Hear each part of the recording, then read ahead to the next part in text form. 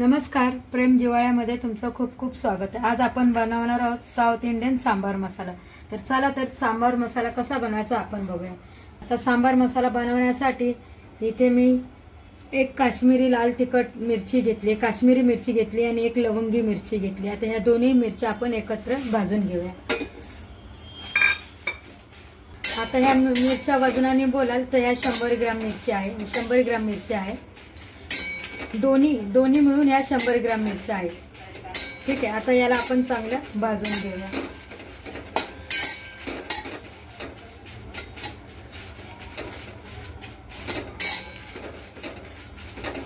छान अशा याला स्लो गॅसवर आपण भाजून घ्यायचं आहे।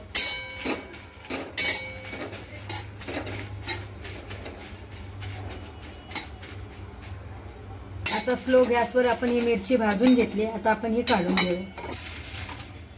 आता हे धने पण आपण स्लो गॅसवर भाजून घ्यायचे।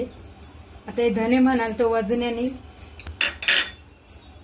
हे 4 चमचे आहेत, जे आपण नेहमी पोहे खातो ना त्याने हे मोजून मी 4 चमचे धने घेतले आणि 100 ग्रॅम मिरची घेतली, हे मी तुम्हाला अगोदरच सांगितलं। आता हे धने पण एकदम स्लो गॅसवर आपण भाजून घ्यायचे, जास्त करपवायचे नाही किंवा जास्त असे काळे पण करायचे नाही।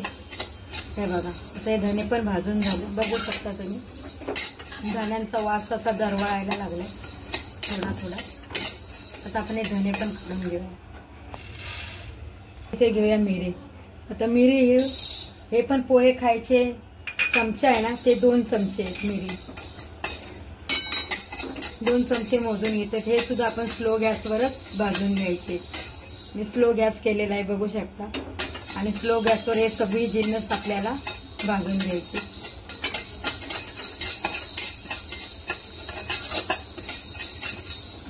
मिरे पण आपण काढून घेऊया। आता ही राई सुद्धा 2 चमचे आहे, राई सुद्धा आपण स्लो गॅसवर भाजून घ्यायचं।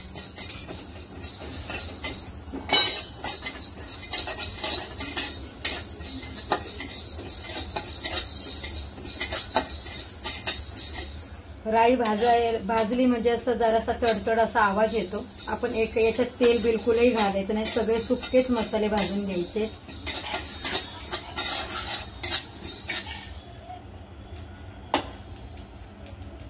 बघू शकता राईचा असा तडतड असा एक प्रकारचा आवाज येतोय।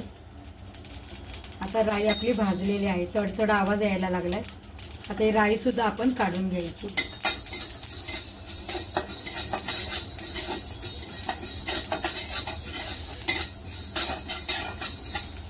राईचा कलर सुद्धा चेंज झालेला आहे बघा। आता आपण राई पण काढून घेऊया। आता इथे 2 चमचे मी जिरे घेतले, जिरे सुद्धा आपण भाजून घ्यायचे स्लो गॅसवर।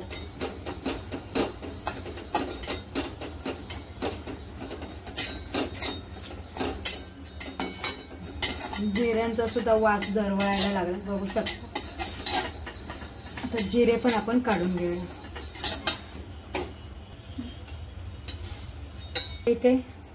इथे मेथी सुद्धा 2 चमचे आहे, मेथी सुद्धा भाजून घ्यायची। जे आपण पोहे खातो ना, हे बघू शकता, जे पोहे खातो ना तो चमचा आहे आणि मी 2 चमचे सगळं मोजून घेतले। फक्त धने 4 चमचे।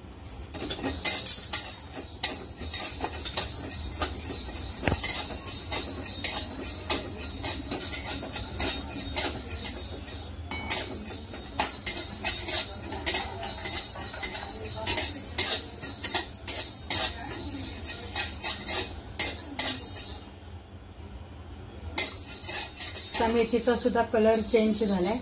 आता मेथी सुद्धा आपण काढून घेऊया। आता इथे घेऊ उडदाची डाळ। ही उडदाची डाळ 4 चमचे आहे।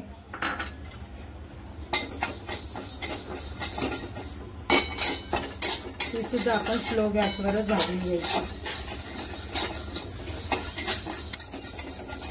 हे बघा, त्या उडदाच्या डाळीचा सुद्धा रंग चेंज झालेला बघू शकता। ही पण आपण स्लो गॅसवर छान भाजून घेतलेली। आता हिला पण काढून घेऊया। चणा डाळ सुद्धा 4 चमचे आहेत। ती सुद्धा अशी मस्त अशी कुरकुरीत होईपर्यंत छान अशी, एकदम कडक नाही अशी, पण चांगली त्याचा कच्चापणा जाईल अशी डाळ भाजून घ्यायची चणा डाळ।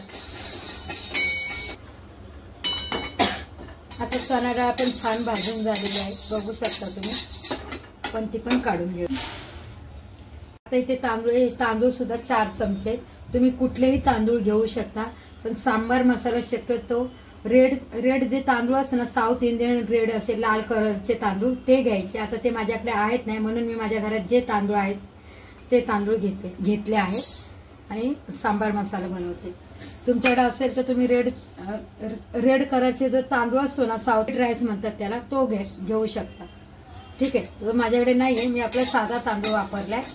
आणि साधा तांदूळ जरी घातला तरी चालेल, त्याच्यामध्ये चवमध्ये कुठलाही असा फरक होत नाही. ठीक आहे. आता तांदूळ पण आपले मस्त भाजले, बघू शकता तुम्ही. तांदळाला पण एक वेगळा थोडासा असा कलर यायला लागेल.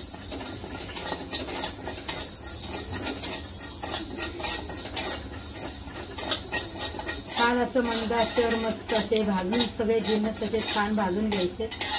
गॅस मोठा करायचा नाही, स्लो गॅसवरच सगळे जिन्नस भाजून घ्यायचे. सांबार मसाल्याचा स्वाद एकदम अप्रतिम येतो आणि सांबार मसाला घरच्या घरी पटकन तयार होतो. आता बघू शकता हा राईस पण भाजलाय. आता हा राईस पण आपण काढून घेऊया. कढीपत्त्याचे माझ्याकडे 15-16 पानं. जास्त कढीपत्ता घ्यायचा नाही, जेव्हा आपण सांबार करतो ना तेव्हा टाकायचा. तर मी थोडा गॅस बंद करते आणि कढीपत्त्याचे 15-16 पान आहेत ना, हे सुद्धा भाजून घेऊ.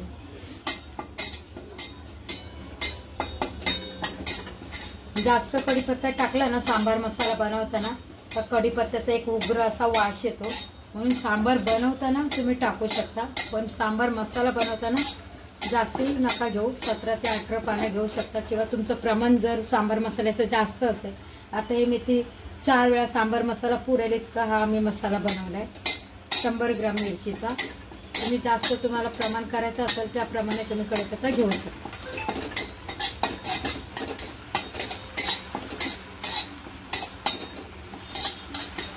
आता मी गॅस पूर्ण बंद केलेला आहे, बघू शकता तुम्ही. आणि त्यात गरम कढईमध्ये हा आता परतते कढीपत्ता, म्हणजे तो जळणार नाही खूप आणि त्याचा स्वाद टिकून राहील. आता हा कढीपत्ता पण आपला भाजलाय, बघू शकता बघा.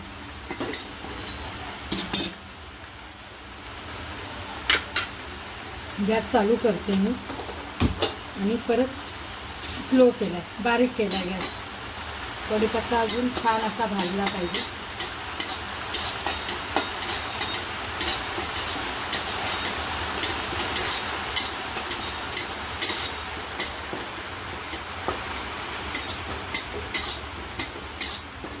आता हा कढीपत्ता सुद्धा आपण काढून घेऊया.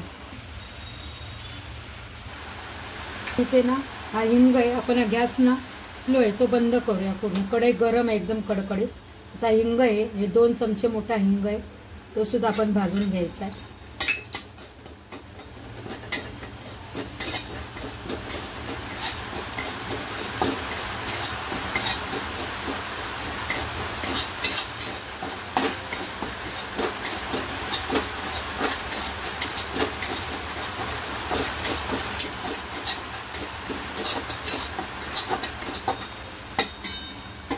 आता हिंग जास्ती जाळायचं नाही, हिंग जास्ती जाळला तर कडवट वास येईल सांबार मसाल्याला. थोडाच गरम कढईतच आपण असा त्याला भाजला आहे. आता तो सुद्धा आपण काढून घेऊ. कढईमध्ये आपण अर्धा चमचा हळद घेतली, ती सुद्धा टाकूया. गॅस चालू केलाय आणि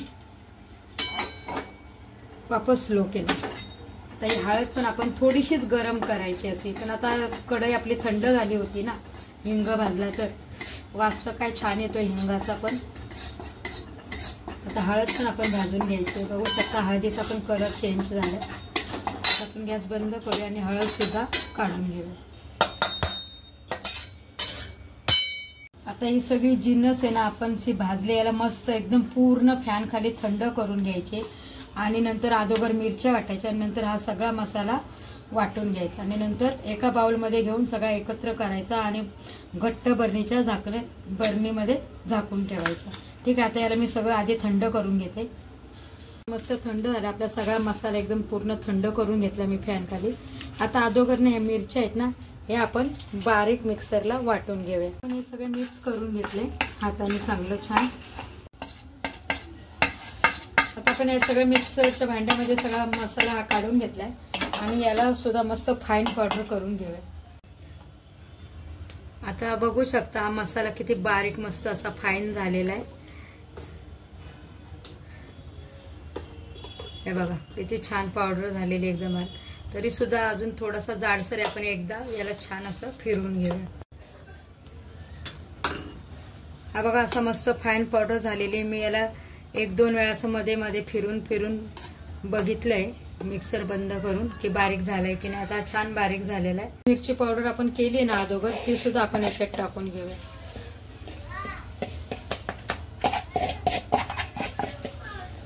आणि मस्त एकदा परत ही फिरून घेऊया. बघू शकता हा मसाला किती मस्त असा छान झालेला, एकदम बारीक पेस्ट, बारीक पावडर अशी. आता आपण काढून घेऊया. ही पावडर काढून घेऊया. आता जी राहिलेली पावडर आहे ना, ही सुद्धा मी परत मिक्सरला फिरून घेते. मी ही पावडर सगळी 2 वेळा फिरून घेतली मिक्सरला, थोडी थोडी करून, कारण मी छोट्या भांड्यामध्ये घेतलेला आहे हा मसाला. तर मी 2 वेळा ही पावडर फिरून घेतलेली. ठीक आहे. आता ही पण पावडर मी मिक्सरला फिरून घेते. हे बघा बघू शकता किती फाईन मस्त अशी पावडर बनवून तयार आहे सांबर मसाल्याची. आता आपण हे काढून घेऊया. पण ही सगळी पावडर काढून घेऊया.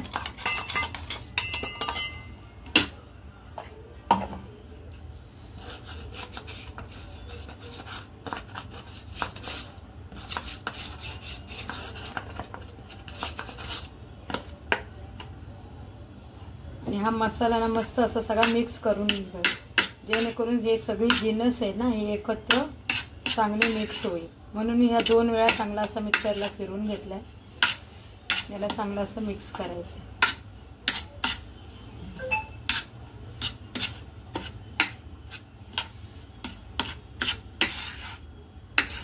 वास तर काय छान येतोय, एकदम मस्त. आता आपण याला एका प्लेटमध्ये काढूया. अशा प्रकारे आपला साऊथ इंडियन सांबार मसाला बनवून रेडी आहे. तुम्हाला जर सांबार मसाला रेसिपी आवडली असेल तर व्हिडिओला लाईक करा आणि चॅनलला सबस्क्राईब करा. Tata bye bye.